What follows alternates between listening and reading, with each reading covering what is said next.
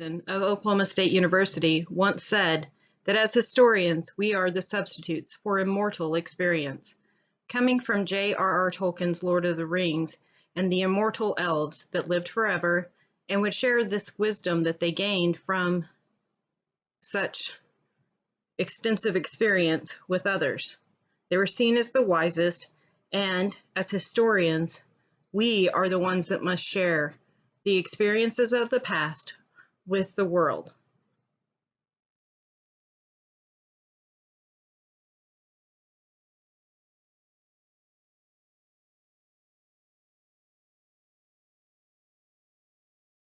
My internship semester, I was asked to write about what I expected to accomplish during the coming semester.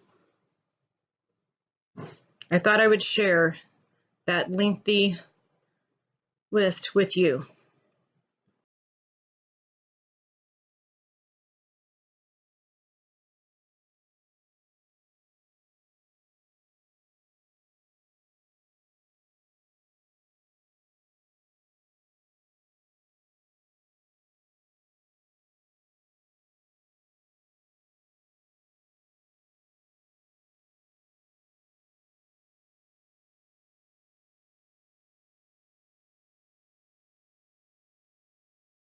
I was also asked to write about my experience. I had accomplished everything I had set out to and then some. I was given the opportunity to create events, to negotiate and bring in an out-of-state speaker and expert in the field of LGBTQ history, and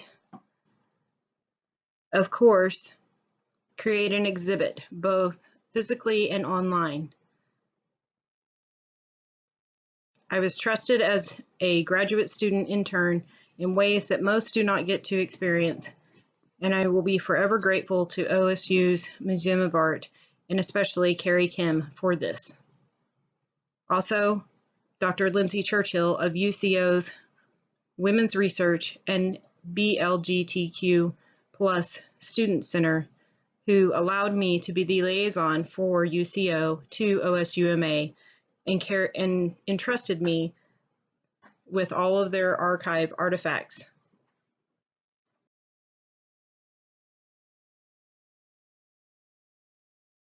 Herland Sister Resource Archive, but it also is a place for students to display their artwork, to support all students of any community, to offer STI testing, and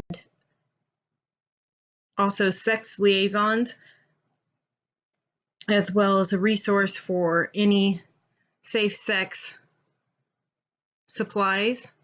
They have a closet for any student to be able to come in and take clothing whenever they are in need, amongst many other ways in which they support the students of UCO and offer research opportunities to anyone across Oklahoma or nationally or internationally.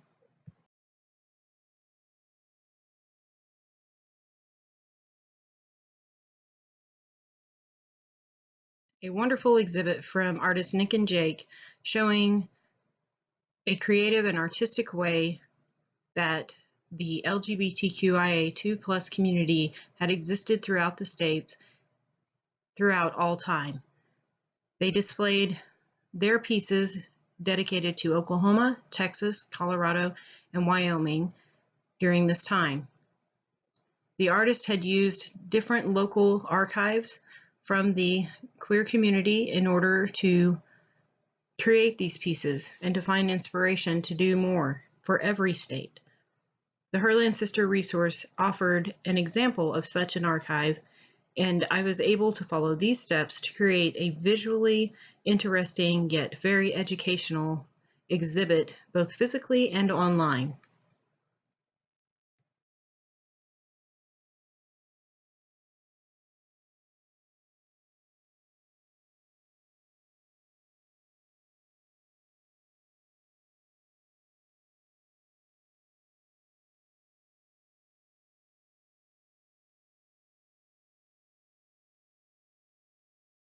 I had originally intended to have a large banner with a mosaic of the people of the Herland Sister Resource in order to be eye-catching, multiple beautiful pieces of memorabilia, the books they offered in their archive, and the albums. However, budgets were cut and all that was allowed was an existing vitrine and what could be printed on the standard office computer.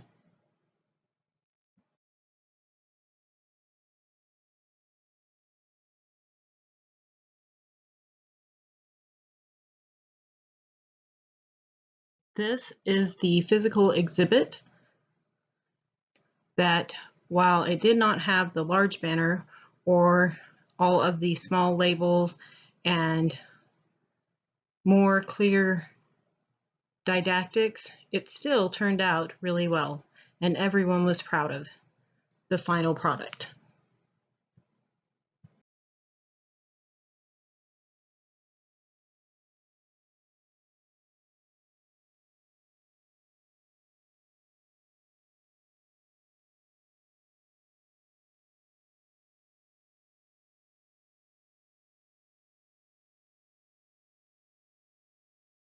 Left shows some of the original members of Herland who are also part of the documentary film created by the gentleman on the far left, Jake Crystal, and the lady in the center, Michaela Fisher, as well as the woman in charge of it all, Dr. Lindsay Churchill, also seen in the picture on the right, next to the framed piece of artwork of one of the original founders of Herland, Barbara Walrue Johnson.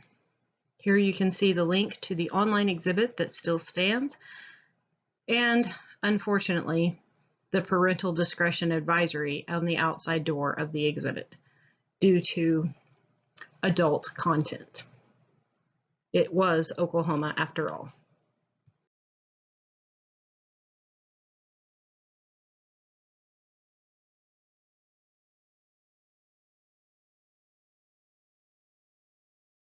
Here are many of the pieces that were used in the exhibit.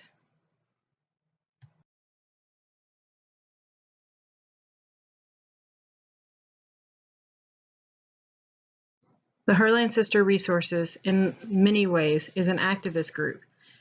These are just a few of the buttons that they had as memorabilia of the different campaigns they participated in. There's a slideshow showing each button in detail and up close on this slide. However, it may not play through this video. My apologies.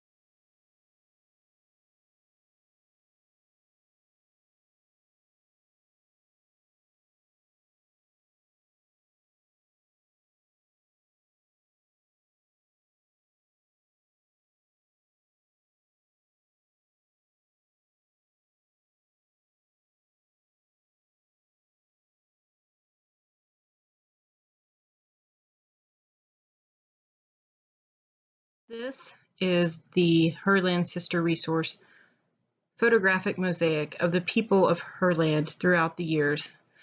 I gathered pieces from raw footage, random photos, their newsletters, and created this piece. I also overlaid it with a public image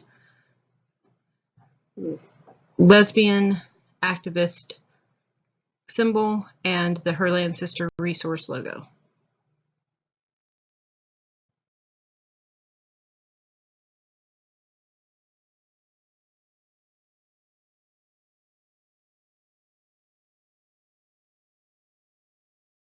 Was to have a lending library.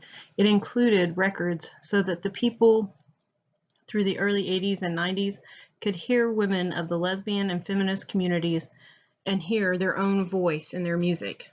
I was able to create an online playlist that is connected to the digital exhibit and to this slideshow by clicking on the title of this slide.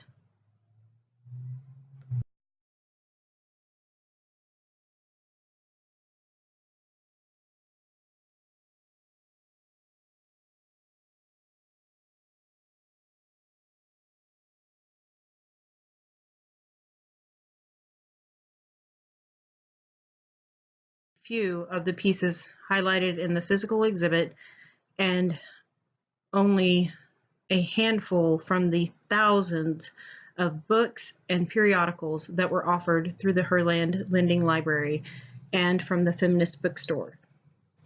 These all now exist within the archive and were used in the exhibit to show the wide variety of topics and interests that were covered by the lesbian and feminist writers and communities in the written word in order to share with the Herland members, again, to be able to hear their own voice, to be able to read about people just like them, even when they were in far reaches of the nation and in areas that did not have active communities of their own.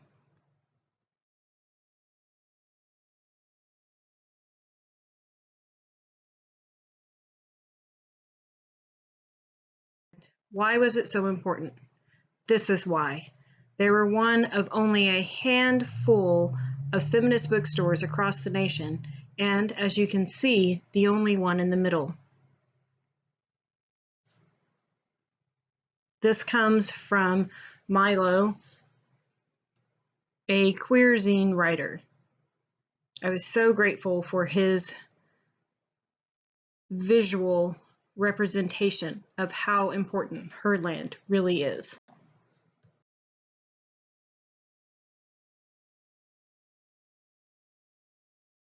Being a historian, I had to show a representation of my experience throughout the way, at least in photos.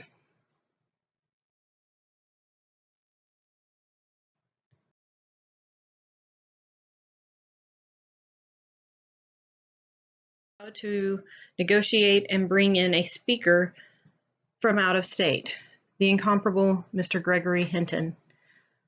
His work with Out West that covers Buffalo Bill Cody, as well as an amazing amount of advocacy played in getting the shirts from Brokeback Mountain displayed in Wyoming's leading Western museum, and many other things qualified this man to come and speak in a week-long event extravaganza. I made a forever friend and am so proud to have worked with him. If you click on this link, you can actually hear his beautiful melodic voice telling the story of his brother and himself when they first came out and moved to California.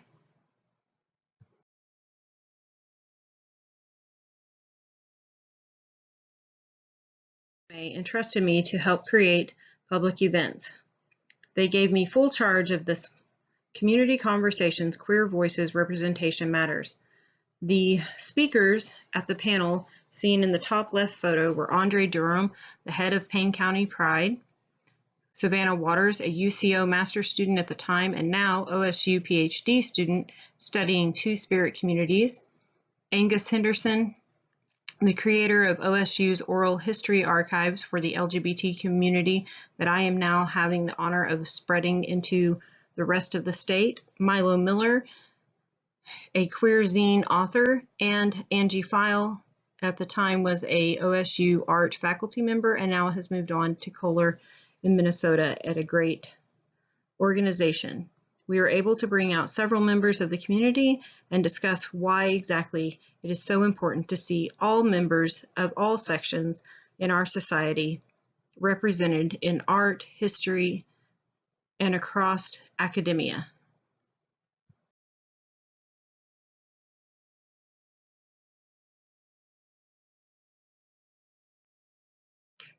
Here you see the artists Nick Marganola and Jake Vaughn and their 4 public events for the different states for their 50 states exhibit at OSUMA. Words cannot begin to describe the beauty of their pieces and their heart that went into sharing all of these with the community. Outstanding numbers showed up at each event,